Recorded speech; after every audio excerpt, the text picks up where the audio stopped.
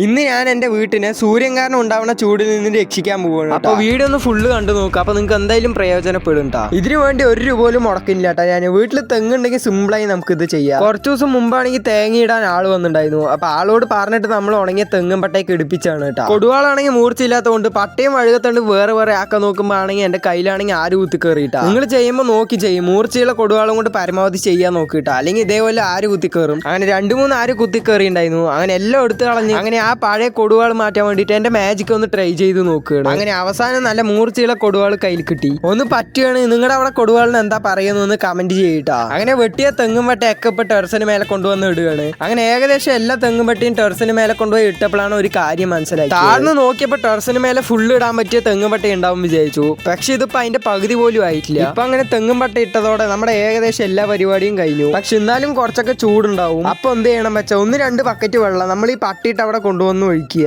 അങ്ങനെ എല്ലാം കഴിഞ്ഞ് ഒരു കുളിയും കുളിച്ച് കുറച്ച് ചോറുണ്ട് മിണ്ടാണ്ട് കിടക്കുകയാണ്. അങ്ങനെ ഒരു ഉറക്കം ഉറങ്ങി പെട്ടെന്ന് ആവി അടിക്കാൻ തുടങ്ങി. എണിച്ച് നോക്കിയപ്പോഴാണെങ്കിൽ കറണ്ട് പോയിരിക്കുകയാണ്. അങ്ങനെ ഇപ്പൊ വെളിയത്തെ ചൂട് നോക്കിയപ്പോഴാണെങ്കിൽ 40 ഡിഗ്രി. അങ്ങനെ ഇനി ഉറങ്ങാൻ വയ്യ പറഞ്ഞിട്ട് വെളി വന്ന് കരിക്ക് വെട്ടി തിന്നുകയാണ്. അപ്പൊ വീഡിയോ ഇതുവരെ കണ്ടവരുണ്ടെങ്കിൽ ഒന്ന് ലൈക്കും സബ്സ്ക്രൈബും ചെയ്തിട്ട് പോണേ.